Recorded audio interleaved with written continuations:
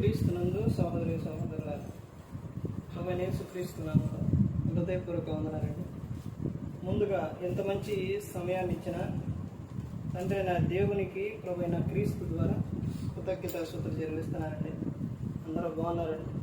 వాక్యం చదువుకొని ప్రార్థన చేసుకున్న తర్వాత పాఠంలోనికి వెళదామండి. లూకా గారు రాసిన సువార్త 1వ అధ్యాయం 12వ వచనం. జకరయ్య అతని చూచి తొందరపడి భయపడిన వాడాయన. అప్పుడు ఆ దూత అతనితో, జకరయ్య భయపడకము, నీ ప్రార్థన వినబడినది.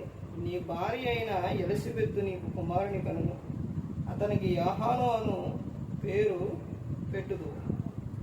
అతడు ప్రభు దృష్టికి గొప్పవాడై ద్రాక్షరసమైనను మద్యమైనను త్రాగక తన తల్లి గర్భమున పుట్టినది మొదలుకొని పరిశుద్ధాత్మతో నిండిపోయిన వాడై ఇశ్రాయేలులో అనేకులను ప్రభువు అయిన వారి దేవుని వైపునకు తిప్పు.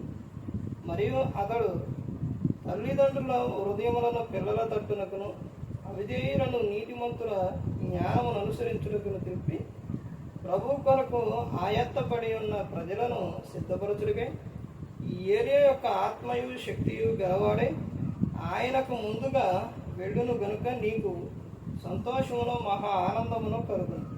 అతడు పుట్టినందున అనేకులు సంతోషింతురని ప్రార్థన చేస్తున్నారు. పరలోకమందున్న మా తండ్రి, పరిశుద్ధ ప్రేమ గల తండ్రి, గొప్ప తండ్రి, యెహోవా తండ్రి, ప్రియకుమారుడు యేసుక్రీస్తు ప్రభువారి ద్వారా కృతజ్ఞతాస్తుతులు చెల్లిస్తున్నాము నాయన. ఈ రాత్రి వేళ మా అందరితో మాట్లాడమని మా ప్రభువైన యేసుక్రీస్తు నామన వేడుకుంటున్నాం తండ్రి. ఆమేన్. ప్రభువైన యేసుక్రీస్తు నామన హృదయపూర్వక వందనాలండి. దేవుని కుమారుడు యేసుక్రీస్తు ప్రభువారి లోకానికి వచ్చిన తర్వాత పరలోక రాజ్యం సమీపిస్తుంది కనుక మారు మనసు పొందమని ప్రకటింప మొదలుపెట్టాడు. అంశం: దేవుడు ముందుగా ప్రత్యేకముగా ఏర్పరచుకున్న ఒక వ్యక్తి. దేవుడు ముందుగా ప్రత్యేకముగా ఏర్పరచుకున్న వ్యక్తి. ఒక వ్యక్తిని దేవుడు ప్రత్యక్షంగా ముందుగా ఏర్పరచుకున్నాడు. ఎప్పుడు అనంటే పాత నిబంధన కాలంలో ఎంతోమంది ప్రవక్తలు, సేవకులు అందరూ వచ్చిన తర్వాత ప్రజలు దేవుని మాట వినకపోయేసరికి దేవుడు అందరినీ వదిలేసి వాళ్ళు ఇష్టానుసారంగా జీవించారు.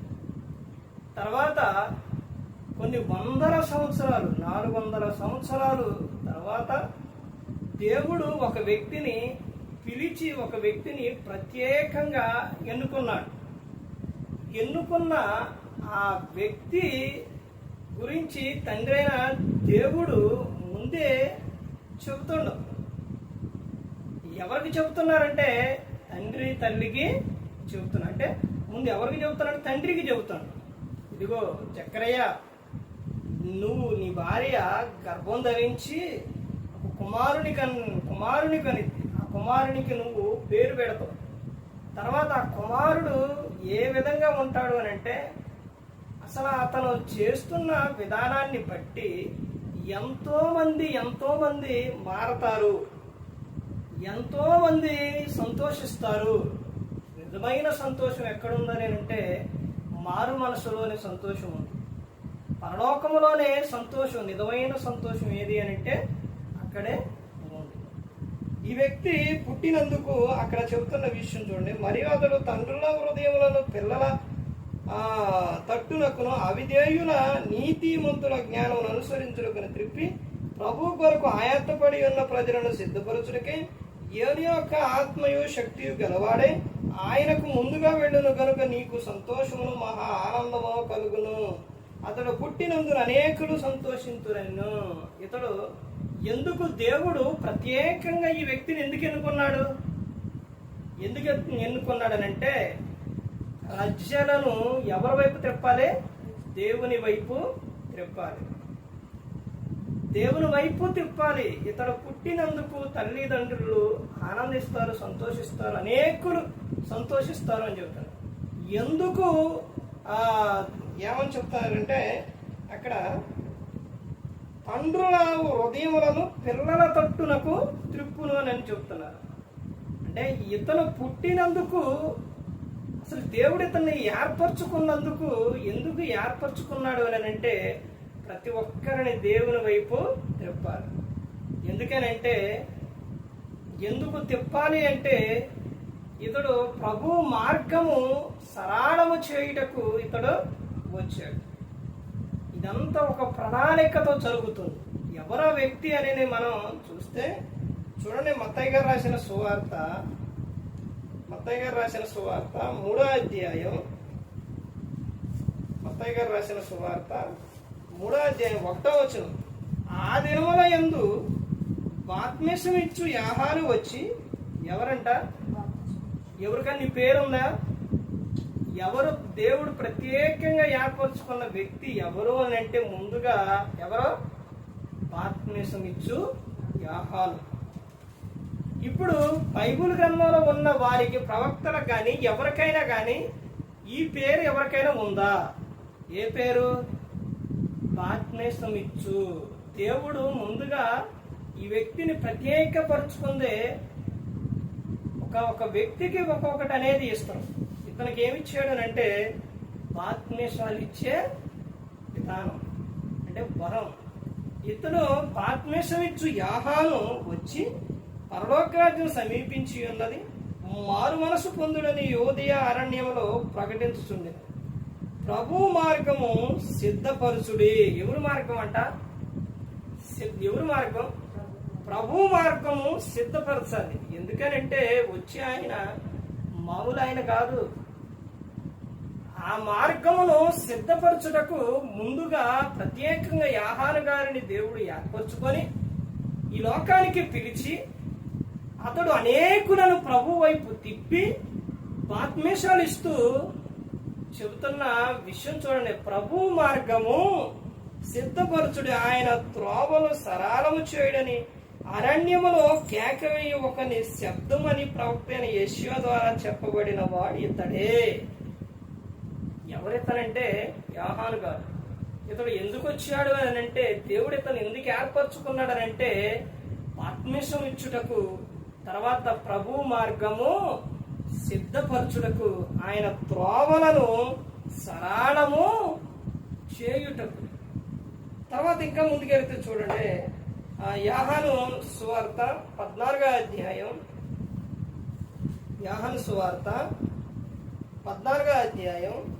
1వ వచనం చూస్తే, మీ హృదయములను కలవరపడనీకుడి, దేవుని యందు విశ్వాసం ఉంచుచున్నారు, నా యందును విశ్వాసం ఉంచుడి. ఎవరు చెప్తున్నారు? యేసుక్రీస్తు ప్రభువారు చెప్తున్నారు. మీ హృదయములను కలవరపడనీయుకుడి. కలవరం అనేది మీకు వద్దు అని చెప్తున్నారు. దేవుని యందు విశ్వాసం ఉంచుతున్నారు, నా యందును మీరు ఏముంచమని చెప్తున్నారు? విశ్వాసం ఉంచుండి అని చెప్తున్నారు. 16వ వచనంలో చూడండి, నేను తండ్రిని వేడుకొందును, మీ వద్ద ఎల్లప్పుడూ నుండుటకే ఆయన వేరొక ఆదరణకర్తను అనగా సత్యస్వరూపియగు ఆత్మను మీకు అనుగ్రహించును. ఎవరు ఈ విషయం చెబుతుంది అని అంటే యేసుక్రీస్తు ప్రభువారు చెప్తారు. తర్వాత 16వ అధ్యాయం 5వ వచనంలో చూడండి ఏమని చెప్తున్నారు.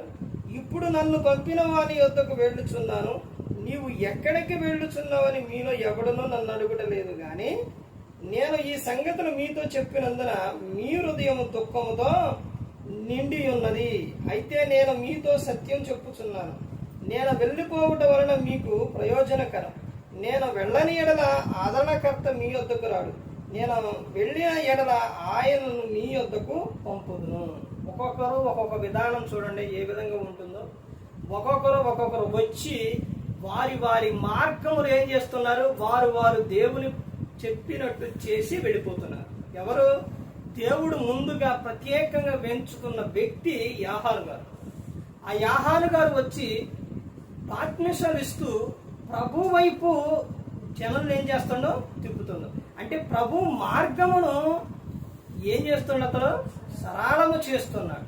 ఆ తర్వాత యేసుక్రీస్తు ప్రభువారు ఆ తర్వాత రావటం, ఇతడు మరి క్రీస్తుని గురించి యోహాను గారు ముందుగా చెప్పారు. ఇదిగో నా వెనక వచ్చుచున్న ఆయన శక్తిమంతుడు, ఆయన చెప్పుల వారిని ఇప్పుటకైనా నేను పాత్రను కాను అని చెప్తున్నారు.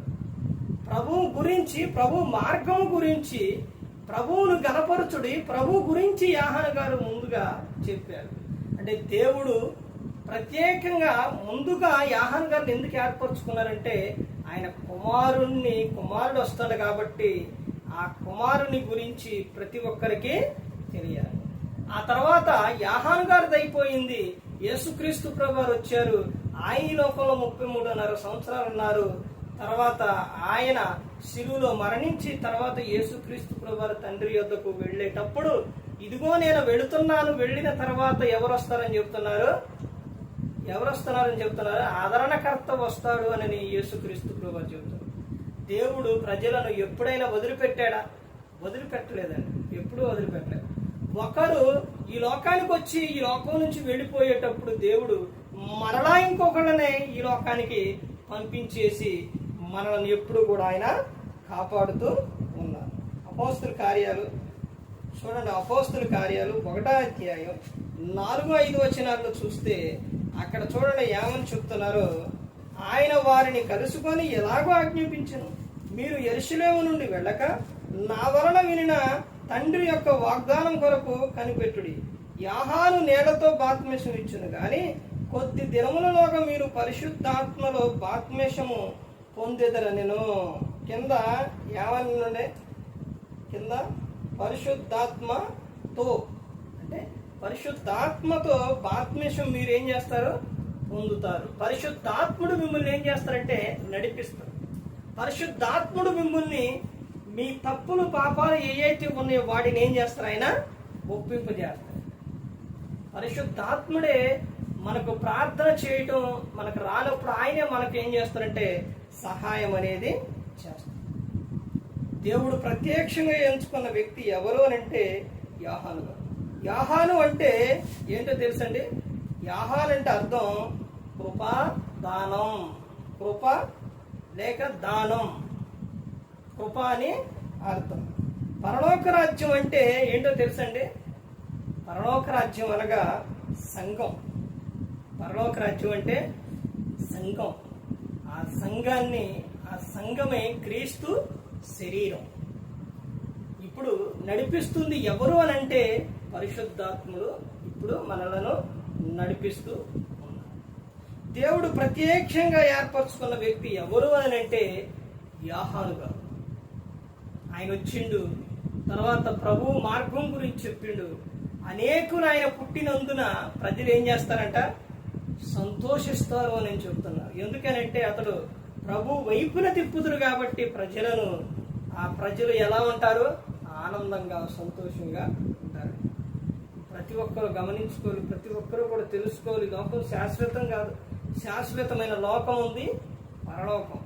ఆ పరలోకం చేరాలని యేసుక్రీస్తు ప్రభువారు ఈ లోకానికి వచ్చి మనందరి కోసం సిలువలో ఆయన తన ప్రాణాన్ని పెట్టారు. వాక్యాన్ని విని విడిచిపెట్టే వారిగా ఉండకుండా ప్రతి ఒక్కరు హృదయంలో ఉంచుకొని దినదినము ఫలించి అభివృద్ధి చెందేవారిగా ఉండాలి. ఫలించి అభివృద్ధి అంటే నువ్వు ప్రతి దినము కూడా నువ్వు రోజు రోజుకి చిన్న బిడ్డ ఎలాగైతే